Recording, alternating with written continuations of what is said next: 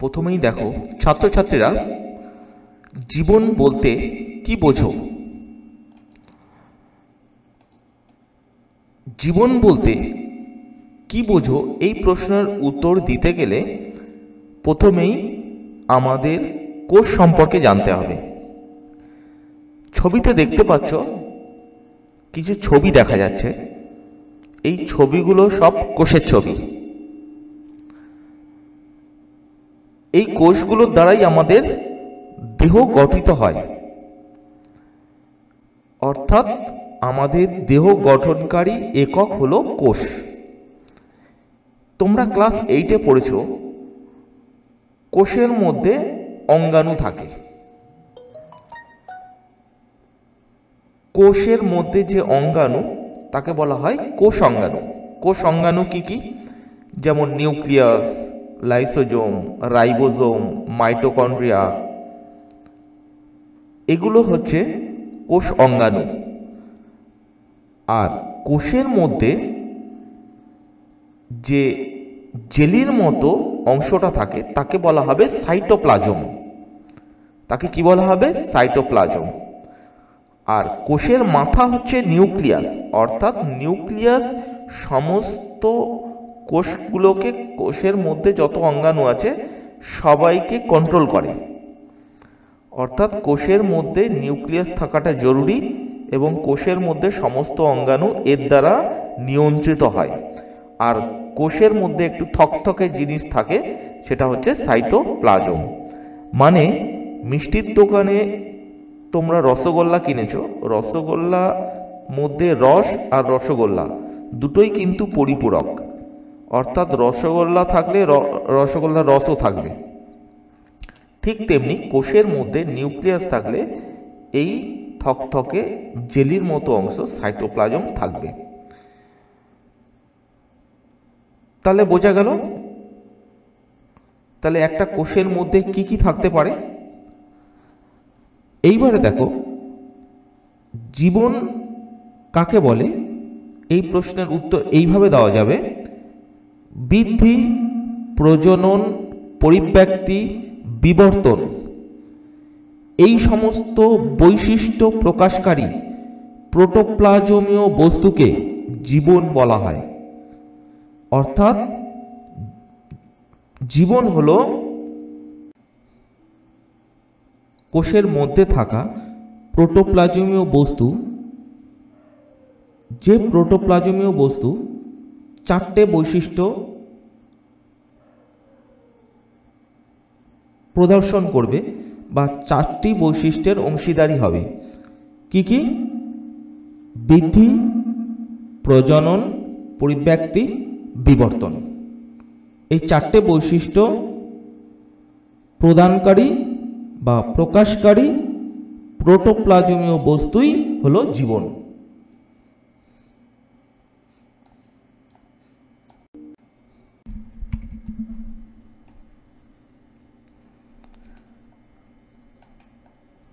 এখন আমরা প্রোটোপ্লাজম বলতে কি বোঝো এই প্রশ্নের উত্তরটা করার চেষ্টা করব। তোমরা সবাই ক্লাস 8-এ কোষ সম্পর্কে পড়েছ, আর ছবিগুলোতে কোষ কীরকম সেটা তোমরা দেখতে পাচ্ছ এবং কোষের মধ্যে যে অঙ্গাণু থাকে সেগুলো তোমরা দেখতে পাচ্ছ। কোষের মধ্যে প্রধান উপাদান বা কোষ অঙ্গাণু নিউক্লিয়াস। এখানে দেখো রেড মার্কিং করা আছে, নিউক্লিয়াস হচ্ছে প্রধান। তারপরে আরও তুমি অনেক অঙ্গাণু আছে, সেগুলো তোমরা জানবে, ক্লাস 8-এ অল্প পড়েছিলে, এইবারে বেশি জানবে। প্রথমে তাহলে নিউক্লিয়াসের অবস্থানটা তোমরা জানলে, আর এর মধ্যে যে থকথকে জেলির মতো যে অংশটা আছে সেটা হচ্ছে সাইটোপ্লাজম। তাহলে প্রোটোপ্লাজমটা কি? এইবার দেখো এই যে সাইটোপ্লাজম দেখা যাচ্ছে, সাইটোপ্লাজম আর নিউক্লিয়াস একসঙ্গে বলা হবে প্রোটোপ্লাজম। তাহলে কোষের মধ্যে যে সাইটোপ্লাজম আর নিউক্লিয়াসকে একসঙ্গে বলা হবে প্রোটোপ্লাজম। তাহলে সাইটোপ্লাজম কি? তাহলে এই নিউক্লিয়াসটাকে প্রোটোপ্লাজম থেকে নিউক্লিয়াসটাকে বাদ দাও, সেটাই হবে সাইটোপ্লাজম। তাহলে তোমরা ছবিটায় দেখতে পাচ্ছ প্রোটোপ্লাজম সমান সাইটোপ্লাজম প্লাস নিউক্লিয়াস, আর সাইটোপ্লাজম সমান প্রোটোপ্লাজম মাইনাস নিউক্লিয়াস। অঙ্কের ভাষায় বলে দিলাম বা দেখিয়ে দিলাম। তাহলে প্রোটোপ্লাজম আমরা বলবো সাইটোপ্লাজম, আর নিউক্লিয়াস কোষের মধ্যে যখন একসঙ্গে অবস্থান করে তখন সেটা হচ্ছে প্রোটোপ্লাজম। আর সাইটোপ্লাজম ইন্ডিভিজুয়ালি তখন বলা হবে যখন প্রোটোপ্লাজম থেকে নিউক্লিয়াসটা বাইরে বের করে দেওয়া হবে, যখন নিউক্লিয়াসটা বাদ হয়ে যাবে। নিউক্লিয়াস ছাড়া কোষের ভিতরে যে বাদবাকি যে অংশগুলো থাকে থকথকে জেলির মতো এবং অন্যান্য অঙ্গন, এইগুলো সব মিলে হবে তখন সাইটোপ্লাজম। আর নিউক্লিয়াস নিয়ে হবে প্রোটোপ্লাজম, নিউক্লিয়াস বাদ দিলে হবে সাইটোপ্লাজম। তাহলে প্রোটোপ্লাজম, সাইটোপ্লাজম এগুলো কি, তোমরা এইবারে এর প্রশ্নের উত্তর তোমরা দিতে পারবে আশা করি। ওকে,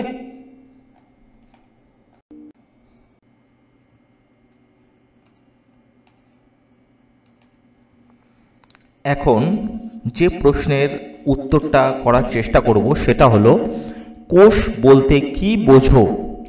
তোমরা ক্লাস 8-এ কিন্তু কিছু পড়েছিলে, এখন তাহলে অন্য কিছু পড়ার দেখা যাক কি আছে। দেখো, কোষের মধ্যে আমি প্রথমেই বলেছিলাম যে নিউক্লিয়াস নামক কোষ অঙ্গাণু থাকবে। তাহলে নিউক্লিয়াস আছে, নিউক্লিয়াস কোষের মাথা, আর কি থাকে প্রোটোপ্লাজম, সাইটোপ্লাজম, এগুলো কমন। তাহলে কোষের মধ্যে নিউক্লিয়াস থাকবে, নিউক্লিয়াসের মধ্যে থাকে ক্রোমোজোম, ক্রোমোজোমের মধ্যে থাকে ডিএনএ, আর ডিএনএ হলো স্বপ্রজননশীল, অর্থাৎ নিজেই নিজের প্রতিলিপি গঠন করতে পারে। ঠিক আছে, তাহলে আমরা কি বলতে পারি? তাহলে আমরা বলতে পারি কোষ হলো প্রোটোপ্লাজম দ্বারা গঠিত, স্বপ্রজননশীল, জীবদেহের গঠনমূলক এবং জৈবিক ক্রিয়ামূলক বা কার্যমূলক এককে কোষ বলা হয়। তাহলে একদম সহজভাবে আমি ব্যাপারটা বুঝিয়ে দিলাম। এইবারে দেখো, আরেকটু সহজভাবে বলতে পারি যে দেখো, এই যে দেখো কোষের বাইরে একটা পর্দা আছে, এটা কিন্তু ভেদ্য পর্দা। ঠিক আছে, এইবার দেখো এটা হচ্ছে প্রভেদক ভেদ্য আবরণী। এই যে বাইরে যে পর্দা, প্রভেদক ভেদ্য আবরণী, এই নিয়ে কিন্তু যখন কোষের চ্যাপ্টারে পড়ব তখন কিন্তু জানার চেষ্টা করব। তাহলে এখন একটু সাদামাটা জেনে রাখা ভালো বা জেনে রাখা উচিত। তাহলে ফাইনালি কি হতে পারে, কি কোষ বলতে কি বুঝতে পারি যে প্রভেদক ভেদ্য আবরণী বেষ্টিত, প্রোটোপ্লাজম দ্বারা গঠিত, স্বপ্রজননশীল, জীবদেহের গঠনমূলক এবং জৈবিক ক্রিয়ামূলক বা কার্যমূলক এককে কোষ বলা হবে। তাহলে একদম পরিষ্কার। তাহলে কোষ প্রভেদক ভেদ্য আবরণী বেষ্টিত, প্রোটোপ্লাজম দ্বারা গঠিত এবং স্বপ্রজননশীল, কারণ এর মধ্যে ডিএনএ থাকবে, ডিএনএটা স্বপ্রজননশীল বা নিজেই নিজের বৃদ্ধি বা রেপ্লিকা তৈরি করতে পারে। একটা কোষ থেকে দুটো কোষ, দুটো কোষ থেকে চারটে কোষ, স্বপ্রজননশীল এর জন্য বলা হচ্ছে। অর্থাৎ যত ডিএনএ থেকে নতুন ডিএনএ তৈরি হবে তত কিন্তু একটা কোষ থেকে আর একটা কোষ, আর একটা কোষ থেকে আর একটা কোষ, এই কারণে এটা বলছে স্বপ্রজননশীল। বোঝা গেল? স্বপ্রজননশীল জীবদেহের গঠনমূলক এবং ক্রিয়ামূলক এককে কোষ বলা হবে। তাহলে এটুকু অন্তত বোঝাতে সক্ষম হয়েছি। পরে এই নিয়ে আরও কথা হবে, আপাতত এগুলো একটু জেনে রাখো। এইবারে দেখো, সাইটোপ্লাজম বলতে কি বোঝো, এই প্রশ্নের উত্তরটা আগেও আমরা একটু দেখেছিলাম। তাহলে কোষ প্রভেদক ভেদ্য পর্দা বেষ্টিত। দেখো, কোষের মধ্যে নিউক্লিয়াস থাকে, সাইটোপ্লাজম থাকে। তাহলে সাইটোপ্লাজম নিউক্লিয়াস মিলে হবে প্রোটোপ্লাজম, আর প্রোটোপ্লাজম থেকে নিউক্লিয়াসটা বাদ দিলে হবে সাইটোপ্লাজম। দেখো, প্রোটোপ্লাজম সমান সাইটোপ্লাজম যোগ নিউক্লিয়াস। এই যে নিউক্লিয়াস আছে কোষের মধ্যে, কোষের মাথা আর সাইটোপ্লাজম, এই দুটো মিলে হবে প্রোটোপ্লাজম। আর সাইটোপ্লাজম তাহলে কি হবে? প্রোটোপ্লাজম থেকে নিউক্লিয়াসটা বাদ, অর্থাৎ কোষ থেকে নিউক্লিয়াসটা বাদ দিলে যে কোষের মধ্যে যে থকথকে জেলির মতো অংশটা থাকবে সেটাই হবে কিন্তু সাইটোপ্লাজম। তাহলে আশা করি বোঝাতে সক্ষম হয়েছি।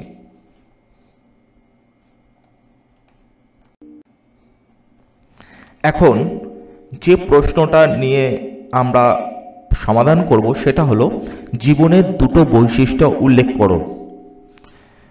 দেখো ছাত্রছাত্রীরা, জীবনের অনেক বৈশিষ্ট্য আছে, তার মধ্যে দুটো খুব ইম্পর্টেন্ট। প্রথম, উত্তেজনায় সাড়া দেওয়া। কি বললাম? উত্তেজনায় সাড়া দেওয়া। আর দ্বিতীয় হচ্ছে বংশ বিস্তার। বংশ বিস্তার, উত্তেজনায় সাড়া দেওয়া। দেখো, আমি রোদে দাঁড়িয়ে আছি, গরম লাগছে, আমি কিন্তু সবাইকে বলছি রোদ কিন্তু খুব কড়া, তার মানে পরিবেশের বিভিন্ন উদ্দীপনায় আমি কিন্তু সাড়া দিচ্ছি। দেখো, এখানে আছে একটা লজ্জাবতী গাছ। সেই লজ্জাবতী গাছকে তোমরা যদি হাতে টাচ করো দেখবে বিভিন্ন ধরনের এখানে যে পাতাগুলো মুড়ে যাচ্ছে, অর্থাৎ সে যে রেসপন্স করছে সেটা তোমরা বুঝতে পারবে, তাই না? যে কোনো ব্যক্তি আমাকে ডাকলে, তোমাকে ডাকলে তুমি সেই তাদের ডাকে সাড়া দেবে। এটা কিন্তু একটা উত্তেজনায় সাড়া দেওয়া। অর্থাৎ উদ্ভিদ প্রাণী উভয়েই পরিবেশের বিভিন্ন উদ্দীপক দ্বারা উদ্দীপ্ত হবে এবং তার পরিপ্রেক্ষিতে রেসপন্স করবে। এটাই হলো জীবনের একটা বৈশিষ্ট্য। আর একটা হচ্ছে বংশবিস্তার করা। দেখো, হাঁস, তোমরা দেখতে পাচ্ছ হাঁস, হাঁসের বাচ্চা, অর্থাৎ সবাই চায় এই পৃথিবী গ্রহে তার নিজের বংশধর থাকুক। কে না চায়? তাহলে আমরা বিয়ে করব কেন?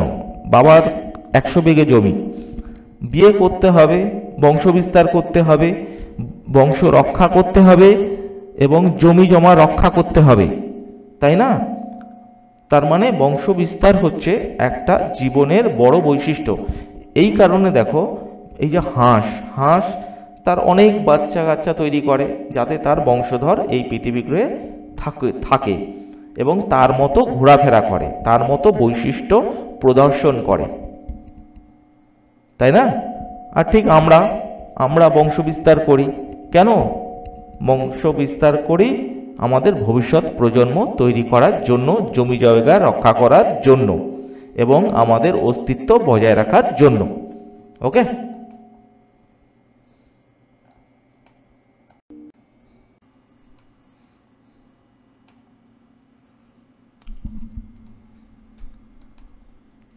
এখন যে প্রশ্নটা নিয়ে সমাধান করব সেটা হচ্ছে বিপাক কাকে বলে। বিপাকটা কি? এই বিপাক হয় আমাদের কোষের মধ্যে। এই যে কোষ দেখতে পাচ্ছ, আগে যে কোষ দেখতে পেয়েছো, এই কোষের মধ্যেই কিন্তু বিপাকটা হয়ে থাকে। তাহলে কার মধ্যে বিপাক হবে? কোষের মধ্যে বিপাক হবে। ঠিক আছে? তোমরা ক্লাসের মধ্যে কি করো বলো? স্যার যখন থাকে একদম সাধু হয়ে বসে থাকো, আর যখন স্যার চলে যায় তখন সব অসাধু হয়ে যাও, চিৎকার চেঁচামেচি, তাই না? তাহলে তোমাদের একই অঙ্গে দুটো রূপ, একটা হচ্ছে ভালো রূপ চুপচাপ বসে থাকা, আর একটা হচ্ছে খারাপ রূপ যেটা হচ্ছে চিৎকার চেঁচামেচি উচ্ছৃঙ্খল। ঠিক তেমনি কোষের মধ্যে দু ধরনের রাসায়নিক বিক্রিয়া হয়। রাসায়নিক বিক্রিয়া কেন বললাম? বিক্রিয়াজাত পদার্থ যেটা তৈরি হয় সেটা কিন্তু পূর্বের অবস্থায় আর ফিরে যেতে পারে না, এটা তোমরা সবাই জানো। রাসায়নিক বিক্রিয়া কি? তাহলে আমরা যে বিক্রিয়াজাত যে পদার্থটা পাবো সেটা কিন্তু পূর্বের অবস্থায় আর ফিরবে না। এর জন্য কোষের মধ্যে যে বিক্রিয়াগুলো হয় সবই রাসায়নিক বিক্রিয়া। তাহলে রাসায়নিক বিক্রিয়াটা কি বোঝা গেল? এইবারে দেখো কোষের মধ্যে যে বিক্রিয়াগুলো হয় সেই বিক্রিয়া দু ধরনের, একটা হচ্ছে ভাঙনমূলক বিক্রিয়া, একটা হচ্ছে গঠনমূলক বিক্রিয়া। তাহলে কোষের মধ্যে যে রাসায়নিক বিক্রিয়াগুলো হয় সে ভাঙনমূলক হোক আর গঠনমূলক হোক, সবই একসঙ্গে বলা হবে বিপাক। যেমন ক্লাসের মধ্যে তোমরা ভদ্রভাবে বসে থাকো আবার উচ্ছৃঙ্খল হও, এটা দুইয়ে সম্মিলিতভাবে হয়, ঠিক তেমনি কোষের মধ্যে যে রাসায়নিক বিক্রিয়া হয় একটা ভাঙনমূলক একটি গঠনমূলক। এই কোষের মধ্যে যে দু ধরনের রাসায়নিক বিক্রিয়া এর সমষ্টি দুটোকে একসঙ্গে বলা হবে বিপাক। বোঝা গেল বিপাক কি? তাহলে গঠনমূলক রাসায়নিক বিক্রিয়ায় কোষের আকার আয়তন বেড়ে যায়, আর ভাঙনমূলক বিক্রিয়ায় রাসায়নিক বিক্রিয়ায় কোষের ডিক্রিজ হয়, অর্থাৎ শুষ্ক ওজন হ্রাস পায়, আকার আয়তন ভর সবই কিন্তু কম হয়। এই নিয়ে পরে জানব। তাহলে বিপাক কাকে বলে তোমরা এইটুকু বুঝতে পেরেছো আশা করি। ঠিক আছে।